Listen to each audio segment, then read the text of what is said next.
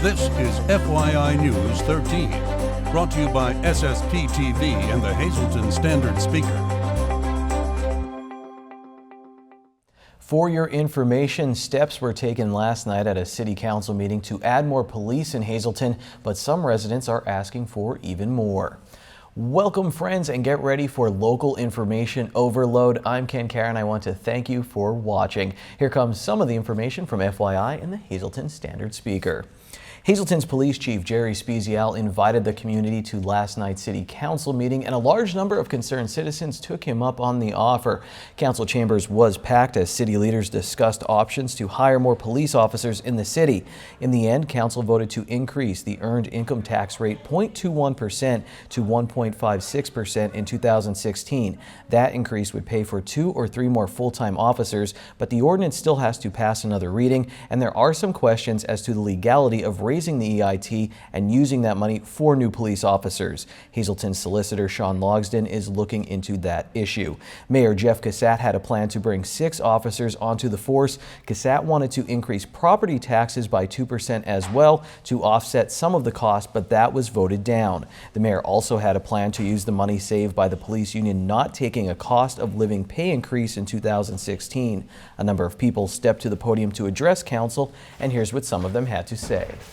I feel unsafe. My children feel unsafe. I can't let my boys outside to play without me watching out of the windows all the time. I can't feel like that. I feel like I'm trapping my children in my own house. And why? Because of the situation. I'm afraid of them walking around the block or riding the bicycle because somebody can snatch them or a bullet can come. This is not possible. I ran away from that.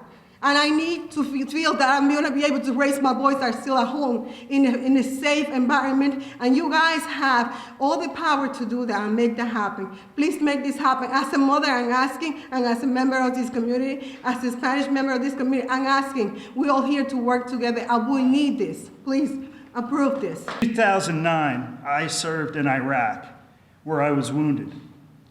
When I came back, I actually felt safer being in a war zone than in the community to which I lived. I encourage you, council members, to support Ordinance 2016-4 and 5, so long as the monies generated go directly to protecting this community. And that money needs to be specifically earmarked to our police department. Nobody likes tax increases. I don't like tax increases, but it is the necessary evil under the circumstances. Right now, I'm serving 1 new child a day out of Brandon's Forever Home. Children who have been abandoned by their mothers who are heroin addicts. Not their first child, not their second, their third, their fourth. Abandoned. If you've ever seen a heroin-addicted mother, you will see a woman dying. Hazleton is dying. It is going to continue to die. It is going to continue to kill people within our families. It doesn't know a race. It doesn't know a creed. It doesn't know Hazleton. It knows Cunningham. It knows West Hazleton. It knows Mountaintop. It knows everywhere. But I'm from Hazleton. And I believe in Hazleton. And I believe in the people of Hazleton. Come together. Do what's right. I'm a businesswoman. I know how to handle finance. Figure out a way. There's no quality of life if our homes and neighborhoods aren't safe and our seniors and our children are all left unprotected. We've listened to everyone here. I didn't speak to any one of these people other than to say, please come out and voice your opinion. Speaking to the media, pro or con. This is your constituents. You're hearing their voices.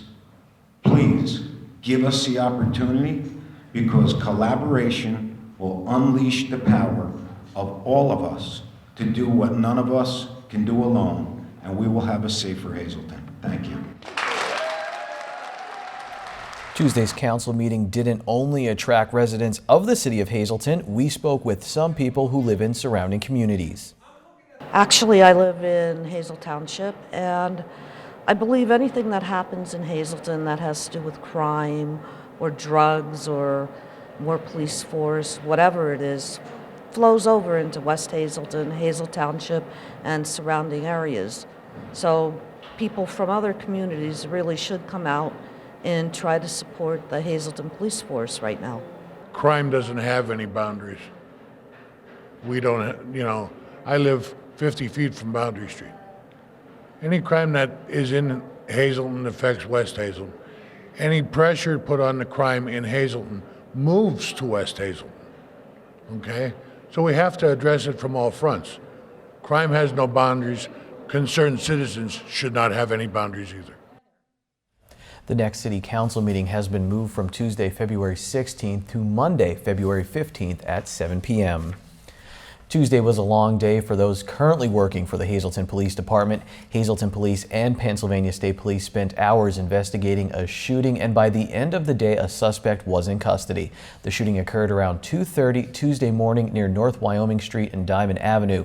Several streets in the city were blocked off as police investigated the shooting and served a search warrant at a home on North Locust Street. Police in heavy gear were seen outside of the home, and they used a megaphone to inform those inside they had a search warrant and to come out with their hands up. Around 1:30 p.m. on Tuesday, police took 2 people out of 696 North Locust Street, and later in the day around 7 p.m. the suspect in the shooting was arrested after a traffic stop near 8th and Vine Streets. The suspect is 21-year-old Jonathan Castillo Rodriguez of Hazleton. A witness says he is also known as Pepe and told police he was the one who shot 24-year-old Joshua Rodriguez Vicente of Hazleton. Rodriguez Vicente is in critical condition. Hazleton police don't know yet if the shooting was gang or drug related. And in other news on this Wednesday, you only have 2 more days to order some fabulous soup for Sunday's big game and to help out a great cause. The Frackville Area Community Pool Committee is serving up some tasty chicken pot pie, bean soup, chili, vegetable beef soup, plus pizza. Mayor Kim Phillips tells us more. We are hosting a Super Bowl soup sale, and it is an opportunity for us to be able to raise money for the Frackville Pool Project that we are very, very heartful about. It is an opportunity for people to come in and to be able to buy an unbaked pizza for $12, or we have a variety of soups that they can buy, and it is a quart of soup.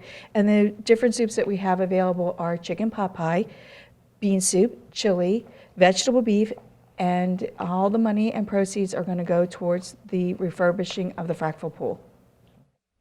The deadline to order is this Friday, February 5th. Orders can be placed through any pool committee member or by logging on to facebook.com/FrackvillePool. Coming up next, the host of a new show coming to SSPTV is here for another segment about hunting. The show is Wild Bout Huntin', and the host is Dennis Gantz. And later in sports, Dave Seaman from the Standard Speaker and I will talk about the big game, Crestwood vs. Hazleton area basketball, and the other big game, Broncos vs. Panthers. Dave Day is coming up.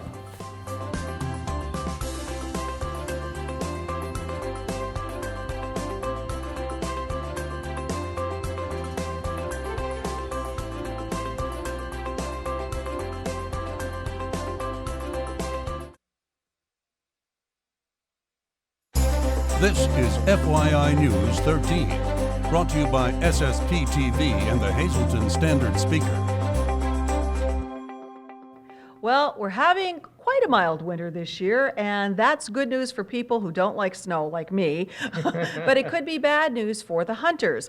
Dennis Gantz is back. He is the producer and host of Wild Bout Huntin', coming here to SSPTV in April and the Hunt Channel as well. Dennis, what does the milder winter and not as much cold as we've had in past years mean for you when you get out there hunting? Well, the problem we run into is a lot of bugs, okay? And the bugs that we get concerned about the most are going to be your ticks and your mosquitoes, mostly when we're out there.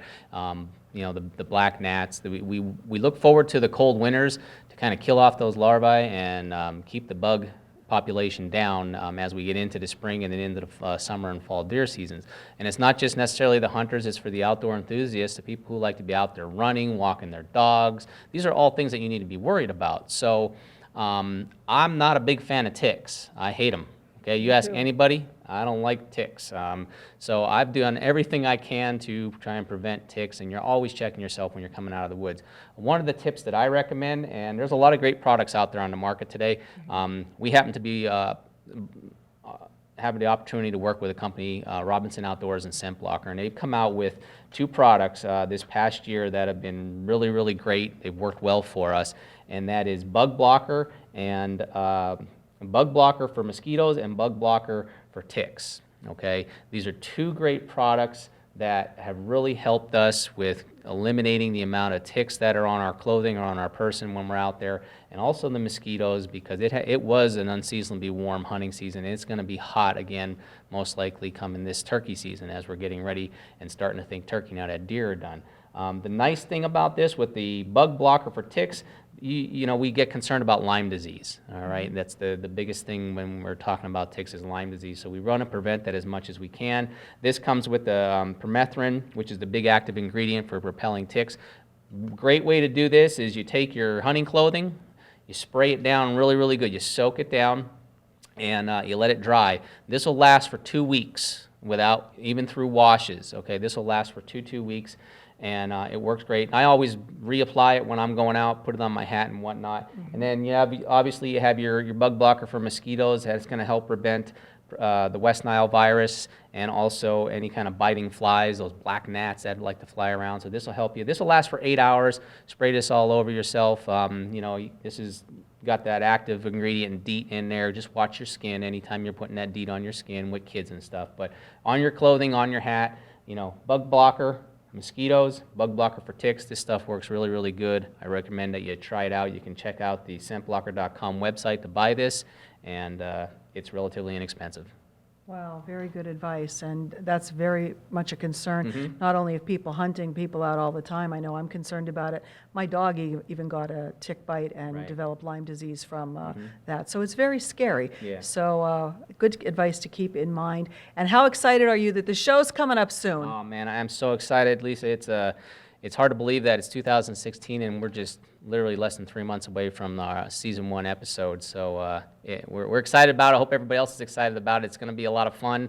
The team has had a fantastic season. We're going to be showcasing what they've been doing back home while I was pursuing, you know, a tough public land hunt out in Ohio. All right. Well, I know our viewers are all looking forward to it as we are here, so we can't wait. Wild Bout Huntin' coming here in April. Time now for FYI News 13 weather. How many people said this to you today? Well, at least it's not snow. Well, the rain can still be a problem, and thanks to a chance of minor flooding in poor drainage areas and quick rises in streams and creeks, there is a hazardous weather outlook for our area from the National Weather Service. Here's our forecast now from the National Weather Service. Tonight we do have a 40% chance of showers, mainly before 10 p.m., mostly cloudy. Our low will be around 38 degrees. Thursday on our 4-day outlook, mostly sunny with a high near 41 degrees. Thursday night we'll get down to 25 degrees under partly cloudy skies. Friday looks sunny with a high in the mid-30s. Friday night partly cloudy, low of 25. Saturday partly sunny with a high in the upper 30s. And then Saturday night mostly cloudy, low of 26. Sunday mostly sunny, highs once again in the upper 30s. And then Sunday night partly cloudy with a low of 23 degrees. We are at Holy Family Academy, a new segment here on FYI each week on SSPTV, and I have 2 students with me today. We're talking about the school. We have Vanessa and James, and they're going to be little reporters and help me out with spreading the message about Catholic education. So Vanessa, I'm going to hand you the microphone, and you're going to tell everyone what you like about Holy Family Academy. Well, I like about Holy Family Academy that the teachers are great and that the kids here are really fun and the education is great. All my friends are always nice to me and it's awesome. Very good. And what grade are you in? I'm in 4th grade. Okay. And have you gone here since pre-K? Yes, I have been here since preschool. Okay. And what would you say to someone out there who's thinking about coming and looking at the school? Holy Family Academy is a great school. Everyone's nice to you, and there's so much things to do here. It's really nice. Very good. Well, thank you. And James, you're in 1st grade. Yes. My teacher's nice to me. She picks me for some things, and we do math together, and we do work, and then after lunch we do recess, and then at 2:40 we go home. What's the best part about your day here at school? We get recess time. That's the typical boy answer that I usually hear. My son Mason says the same thing. He likes recess. What's your favorite subject? Math. You like math? Yeah. Okay, and do you have lots of friends? Yes. All right, and how about for the parents out there, if they're looking at maybe switching their children or thinking about a Catholic education, what would you have to say to them? Well, if they come in second grade, there's going to be lots of friends there, and there's lots of projects and stuff. And I bet the second grade teacher's going to be very fun. All right. Well, thank you so much. Is there anything else you'd like to add before we end our segment? No. You're good? Yep. Happy? Yeah. All right. Smart kids, happy kids here? Yes. Okay, and safe, right? You feel safe? Yeah. Yes. All right. Well, thank you for joining us here on FYI. We'll see you next week. Well, that was my favorite segment in a while. Those two should be on every day. Here's your midday winning lottery numbers on FYI. Pick 2, 25, pick 3, 300, pick 4, 1354, and pick 5, 14642. And now our home of the week. And this week's home of the week is located at 2 Locust Circle in Eagle Rock Resort. There has never been a better time to buy a home in Eagle Rock Resort. Located close to ski slopes and the front gate, this custom-built 4-bedroom, 2.5 bath would make a great choice for your family. The home is located on a cul-de-sac with a big yard, walkout basement, first floor master, and so much more. And the lot also includes membership at Eagle Rock. For more information, call Nancy at 570-384-1361. Highlights and reaction from Hazleton area's win over Crestwood when we come back.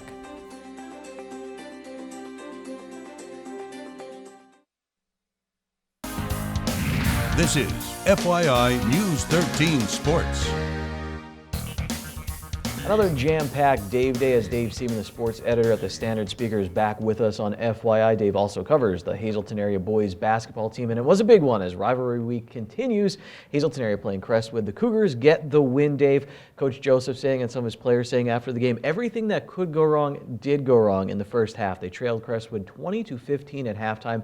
But Dave, even with that said, with the foul trouble, with them being cold from the field, they were only down by 5 points, and I felt that Crestwood just didn't do enough in that first half to take advantage of it. Yeah, Crestwood's game was to slow the tempo down, obviously. They weren't going to slow it to a virtual crawl, but the Comets did a good job being very patient in their offense, and that's their game. That's their MO, and they've done that for years.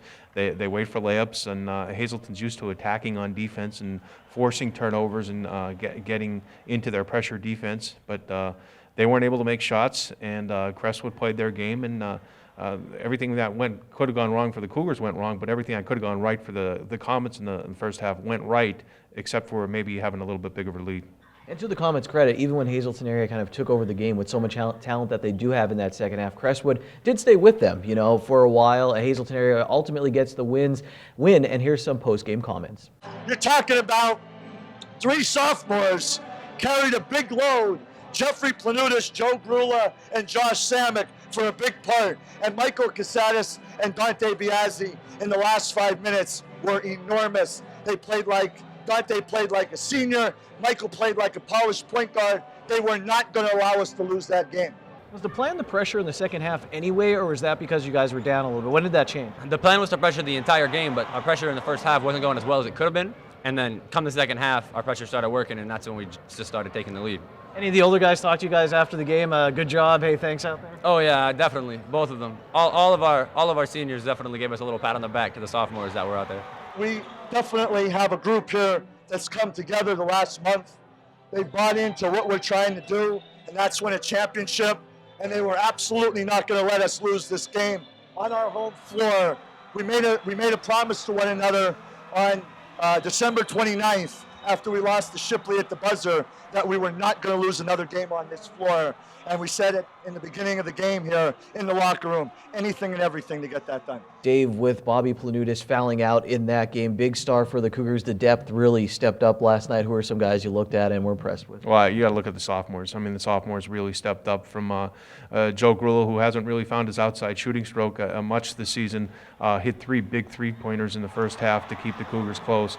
Jeff Planutis, another sophomore. sophomore, livened the crowd up with a steal and a dunk, and he got them going too. And then you look in the second half, Josh Samick, they're designing plays for him to hit three-pointers, and the kid had such a pure shot, and he was able to get the lead. And then once you get the lead, then you put the ball in your upperclassman's hand, and that's when Dante Biazzi stepped up, handled the ball, Michael Casadas, and even Bobby Panutas didn't have his best game, and he would be the first person to tell you that. But when they needed him to do his job, he scored in the third quarter, got loose for a couple baskets. You didn't get to see all of Bobby Panutas last night, but you saw enough of him to know that he's a team player, and he's more than happy to get a team win, and that's what the Cougars pulled off on Tuesday night.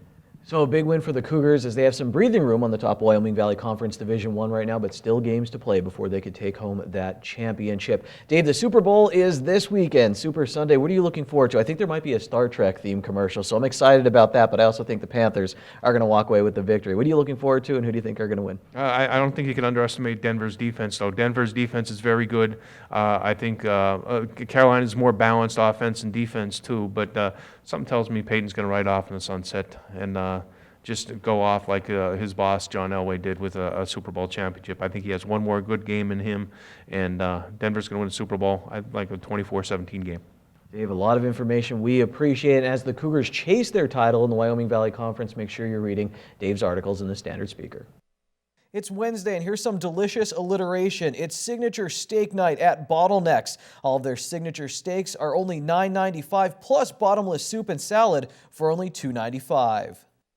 Hey golfers, have we got the perfect vacation spot for you? Myrtle Beach. Signature Golf Packages builds and reserves the finest and most reasonably priced Myrtle Beach vacations. From scheduling your golf tee times to making your hotel accommodations. Oceanfront to golf course villas. Mark Passon, a Hazleton native, has been doing this for 10 years. Expect excellent customer service, local knowledge of all the courses, and the best golf vacation of a lifetime. Call now to learn all of the specials that Signature Golf Packages can offer you or your group. 866-462-9885 or book now at signaturegolfpackages.com.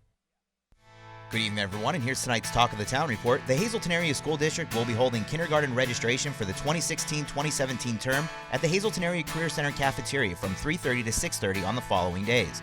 February 8th, Arthur Street, 9th Valley, 10th Heights Terrace, 16th McAdoo, 17th Drums, 18th Hazel Township, 22nd Freeland, and 23rd West Hazleton. For more information, including the necessary documentation needed, please call 570-459-3111, extension 3281. And one more announcement, Luzerne County Head Start is accepting applications in Luzerne and Wyoming counties. Head Start offers comprehensive programs for children from birth to age 5 and also pregnant women. All programs are free of charge and have opportunities for children with disabilities. For info, please call 570-829-6231. That's tonight's Talk of the Town. News 13 would like to send sincere condolences to the family and friends of these recently departed. Mary Ann Reskowski of Freeland. Funeral this Thursday at 9:30 a.m. from the McNulty Funeral Home. Friends may call Wednesday from 6 to 8 p.m. John H. Zakutny of Hazleton. Memorial is February 20th at 11 a.m. at the Auden Reed Jeansville United Methodist Church. Robert F. Getz of Drums. Services will be announced by the Butler Chapel of the Cropton Hughes Funeral Home. And the Reverend Dr. John Michael Brinjar of Allentown. Services April 16th at 1 p.m. at the St. Mark Lutheran Church. Friends may call from noon to 1 p.m. at the church. Arrangements are by the Heinzelman Funeral Home.